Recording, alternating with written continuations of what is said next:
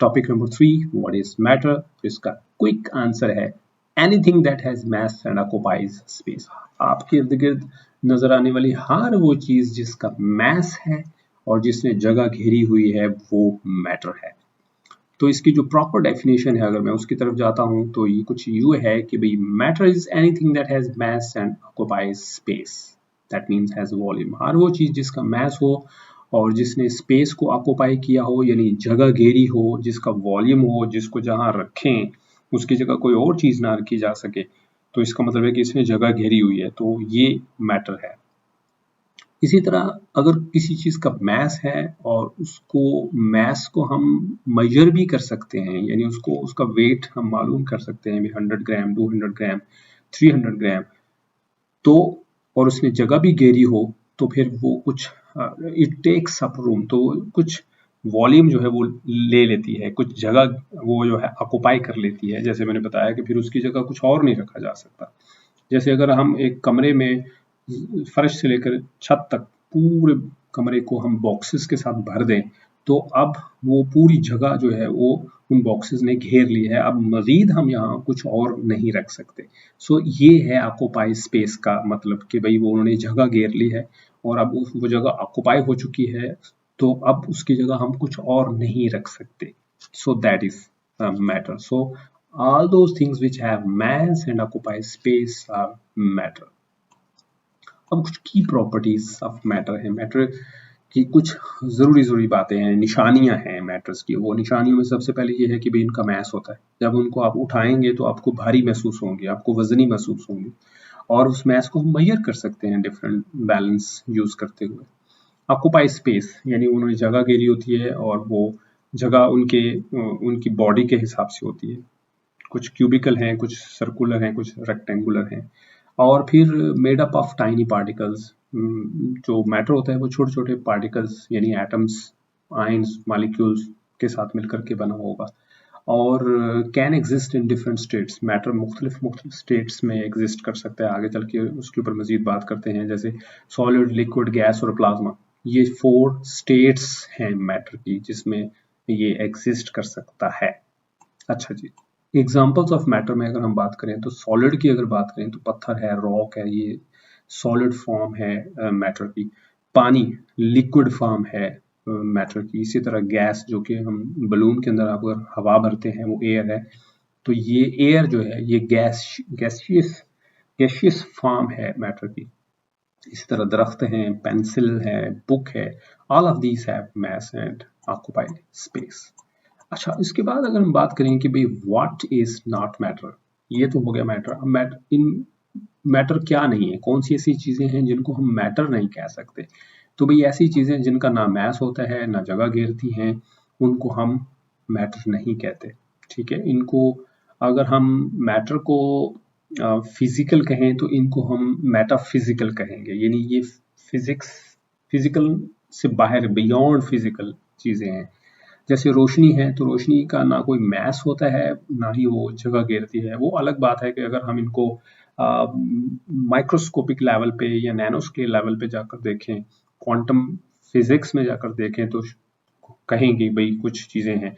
लेकिन फिर भी कहा जाता है कि जो फोटॉन, जो कि लाइट कंस्टिट्यूएंट है, जो रोशनी का एक कह सकते हैं पैकेट ऑफ लाइट है, पैकेट ऑफ एनर्जी है, उसका वो कहा जाता है जी मैसलेस है। सो लाइट इटसेल्फ ना इसका मैस होता है और ना ही ये जगह घेरती है, इसलिए इसको हम मेटाफिजिकल कहेंगे, या इसको कहेंगे कि ये मैटर नहीं है। साउंड की भी यही बात है।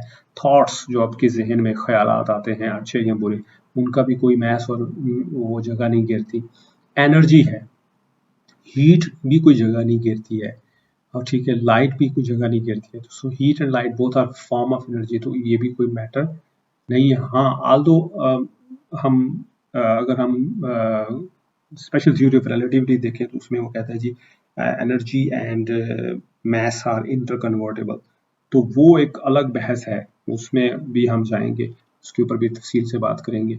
लेकिन फिलहाल बज़ाहिर अगर आप क्लासिकल देखें तो इसमें एनर्जी यानी हीट और लाइट की कोई मैस और वॉल्यूम ऑक्युपाई नहीं करती।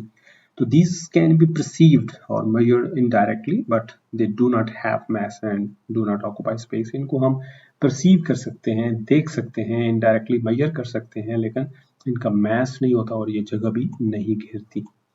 मैटर अराउंड अस, हमारे इर्द गिर्द कौन कौन सी चीजें मैटर है? भाई हमारे इर्द गिर्द हर चीज मैटर है, जो कुछ भी आपको दिख रहा है वो सब मैटर है। हमारा जिस्म है, हवा जिसमें हम सांस ले रहे हैं, पानी जो हम पी रहे हैं, चेयर जिसके ऊपर मैं बैठा हुआ हूँ, हर चीज मैटर है। Everything is matter. पौधे, मट्टी, पानी, हवा, कुर्सी, everything is made up of matter. अब सवाल ये पैदा होता है कि भाई वाई डज इट मैटर, भाई इतना इम्पोर्टेंट क्यों है ये मैटर, इसको स्टडी करना, इसको अंडरस्टैंड करना क्यों जरूरी है?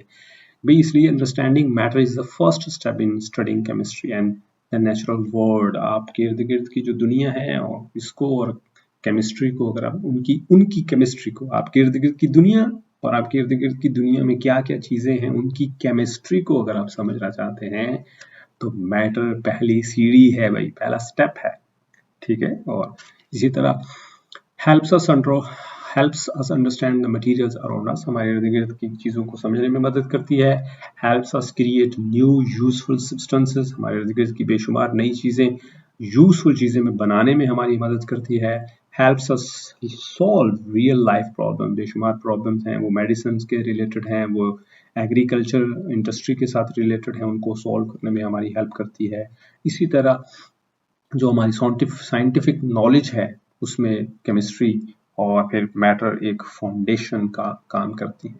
अब आपके जिम्मे में एक छोटा सा काम लगा रहा हूँ और वो ये है कि आपने मुझे अपने इर्द गिर्द की चीज़ों को देखें और बताएं कौन सी 3 चीज़ें जो मैंने बताई, इस 4-5 तो मैंने बताई, एयर, उसके बाद चेयर, सॉयल, प्लांट्स और वाटर, और बेशुमार और मिसालें भी मैंने दी हैं।